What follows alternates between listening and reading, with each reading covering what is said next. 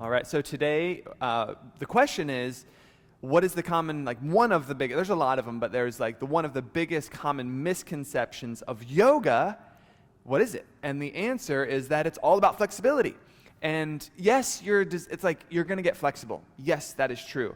But in terms of what it really does and the value it provides, it's actually more about strength than it is about flexibility. Now I'm going to do a pose breakdown at the end of this. So if you're looking to get some tactical information, meaning how do I apply this in my practice, I'm going to show you that at the end. But I want to talk about what I mean by all that because it's really important. And what I'm going to be talking about is the way we structure, the way we organize every single class.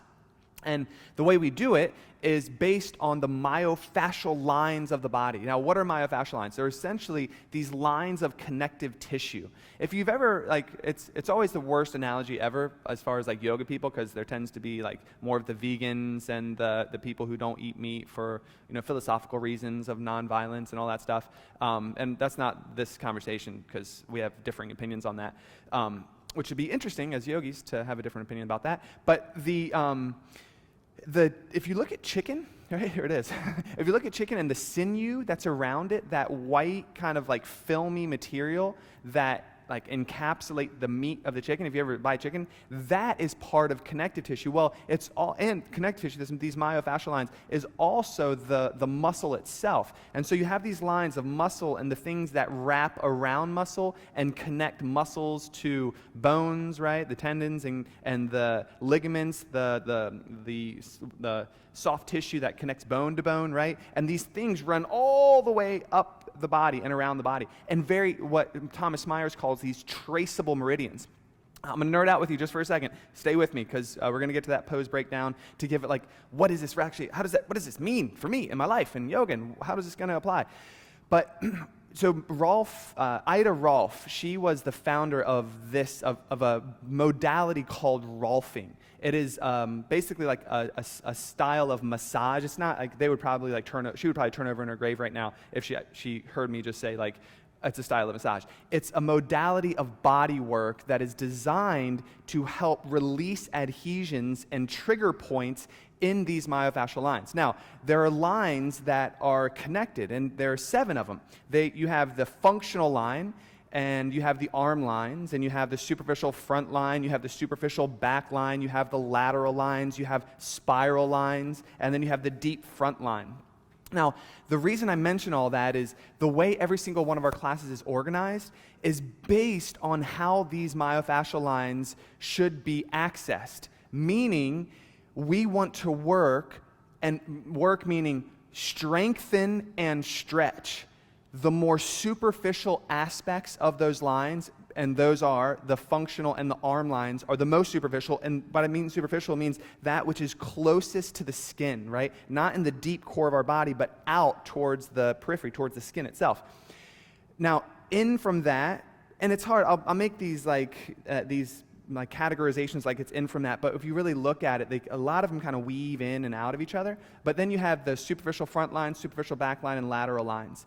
Now, once we've stretched and strengthened those, we then move into the spiral line and the deep front line. Now, why is yoga more about strength than stretch? Because if there is a weakness in one of these lines, the cause is the weakness, the effect is tightness. And so everyone thinks yoga, oh, I'm going to go in, I'm going to stretch, and I'm inflexible, so I'll get flexible. And that'll happen over time, but it's not happening for the reason you think it is. What's happening is there's a fundamental restructuring of strength in the body.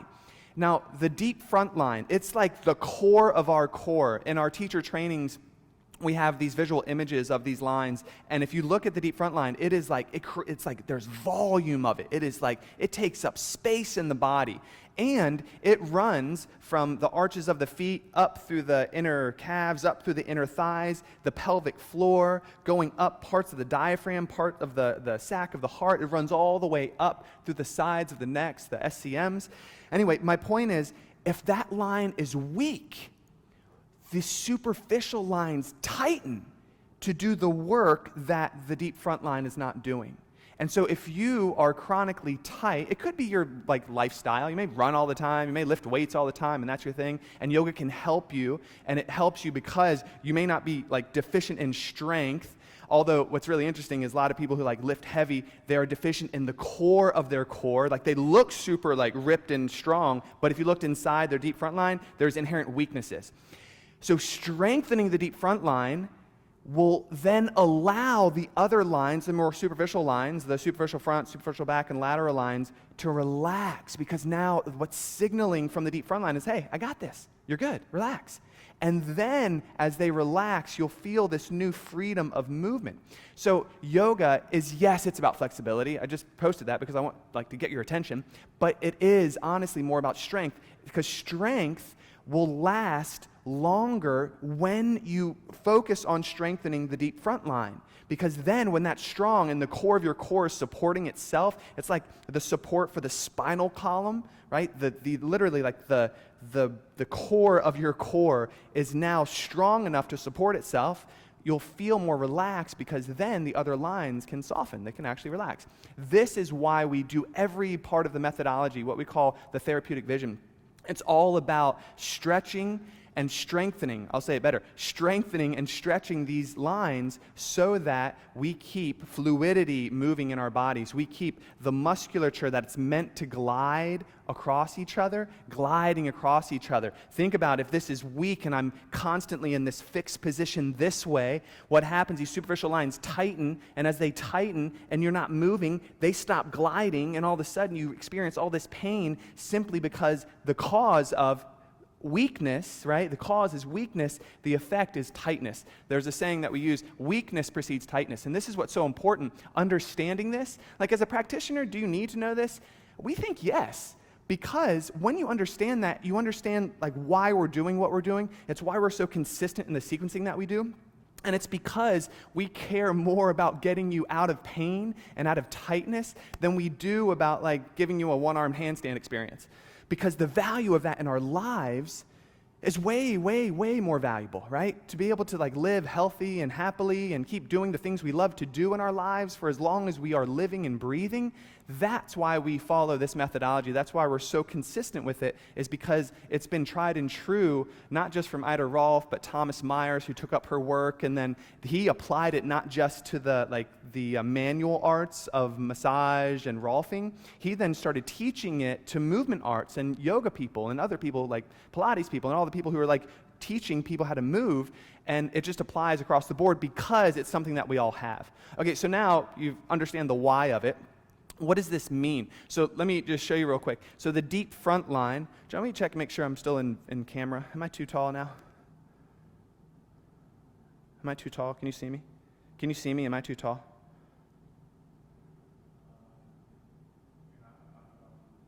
What's that? Oh, it isn't? Okay, hold on. Check this out. Maybe I'm too tall. Okay, cool. So check this out. The deep front line, it is the soles of the feet, the inner arch, all the way up through the inner calf, all the way up through the inner thigh. So this is what's really important. It goes up through the deep visceral of the body. Like if you think of the spine right here, on the other side of the spine, that's where the deep front line creates like the most volume. So it literally supports the spinal column all the way up through the diaphragm, through the sac of the heart, and then up through the sides of the neck. Now, so what does this mean, strength? We call it like stability precedes flexibility. So that's the deep front line. The reason I bring that up is we're not trying to cultivate a six-pack of abs. I don't care about how the core looks. I care about what it's actually doing and what it's capable of, which means we will do core work because it is part of the superficial front line, it is part of the functional line, and aspects of it are the deep front line. But what you'll notice is in the sequencing, what we're really focusing on, so the core, like broadening this idea of core, it starts at the bottoms of the feet, works up to the inner thighs. That's what we're saying with the core. Now, that's the idea behind strengthening and coming into like a mountain pose experience. You're activating that deep front line just in a stabilizing nature. Now, what I will say though is, in every single pose, there is a strength aspect, a stabilizing aspect, and that happens first before the flexible aspect, before the expression or the range of motion happens. And so let me show you this in Cobra. Now, in Cobra, what you'll find is, so in every single pose, there's always both things happening. There's an element of the body, of the experience of the pose, that is strong and stabilizing, and there's an element that is lifting, moving into flexibility or the range of motion, the expression of the pose. So in Cobra, and I'll show this in a couple different ways, the stabilizing aspect, and you'll hear us teach this all the time, but now the light bulb will go off as you take class, maybe later today or tomorrow, whenever you do it. The tops of the feet, let me move this out of the way, right? The tops of the feet ground, the fronts of the thighs ignite, so the legs are strong. There it is, nothing flexible has happened yet. I'm now stabilizing and integrating the legs. Same thing is happening here. Hips are pressing down, the inner thighs are hugging, which is part of the deep front line, so I'm strengthening that already. The hands then ground, right? As the hands ground, I'm not even like moving into it yet. I'm just kind of looking at you, so that's why it looks weird. The elbows hug in, so the shoulder blades are stabilizing. Literally everything at this point is a matter of getting strong and integrated. Only then do you then press the hands down to work the flexible aspect of the pose, meaning the opening, the range of motion. And what's happening here is I'm beginning to open the superficial front line of the body. What's like some of the subtleties of it is like, yes, I'm not just opening up the soft tissue of the front line, I'm also flexing or extending, in anatomical terms, the spine. So the spine's range of motion plays a part in how much I can open my front line, but the point still remains. What happened before I moved into flexibility is I stabilized. Tops of the feet down, legs hug, hips ground, hands ground, shoulder blades hug in. Then I'm working the pose in the way most people think about it, the flexible, heart-opening experience. That's Cobra. Check this out. If I'm in this knee-down low lunge, the feet ground and hug in. It's in our teacher trainings, we call it muscular energy, meaning the stabilizing force of hugging in squares the hips off. The feet are grounding and pulling towards each other. The low belly's pulling in. The ribs are drawing back. Now, from here, regardless of the hand position, I've now worked an integrative aspect of the experience of the pose first. Why? Because safety is more important than flexibility. Strength in the beginning is more important than how deep you can go into a pose. And I'll show you in this one, this will be the last thing, and then we'll end this. As I hug in and I ignite the core, let's just say I use this arm variation. Now, holding that, I start to lift the heart and move into the aspect of deepening or the back bend, where the front of my left hip, I'll switch the legs out so you can see, the front of my right hip now, this is stretching, my front line is stretching, my spine is extending, but to do that effectively and safely, I have to engage the feet, hug the thighs in, hug the inner thighs towards each other, pull the low belly, the ribs back. Only then can I start working the back bend, heart up and back, right? There's always a strengthening aspect, and that's what we do first. We do it first because that is the foundation of our flexibility, of our extension, of whatever the range of motion is. And that strengthening aspect, what it does for that deep core line of the body, it builds the strength so that it can begin to support itself, which will release tension and tightness in other areas. Let me show you what a non-integrated back bend looks like. Okay, we're back on. Check this out. So now I'm not going to integrate my legs, I'm not going to integrate my core, and I'm just going to do what most people think I should be doing in yoga, which is this. All of a sudden, what's happened? I've created a hammock. Literally, no strength happening for my hips. No strength happening. So literally, what happens, I'm dumping into the joints of the body, right? My right hip is sinking as deep as it can, and all my body weight is settling. Not healthy over time. My spine, there's no core strength going on to support my low spine, so there's a dumping that's happening in the low back. Same thing with my neck. My head is flopping back, and this is where people think they need to be going.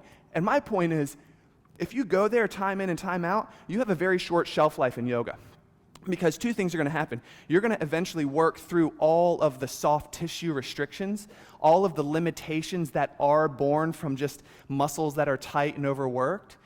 And eventually what's left is just the range of motion of the joint itself. Once you get to that point and you're dumping into joints, the risk of injury increases if you're not engaging muscularly, getting stronger. That's the value of this idea of strength preceding flexibility for two reasons. One, you're now engaging the areas of the body that need to have strength cultivated to support the spinal column and keep your spine upright and keep you looking around and feeling good about your life.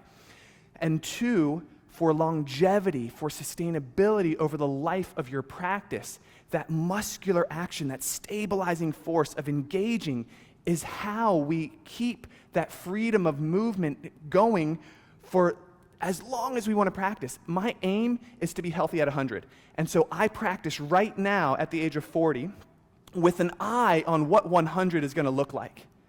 Meaning I'm going to practice in a sustainable way that allows me to play with the movement of the body without getting lost that going deeper is better.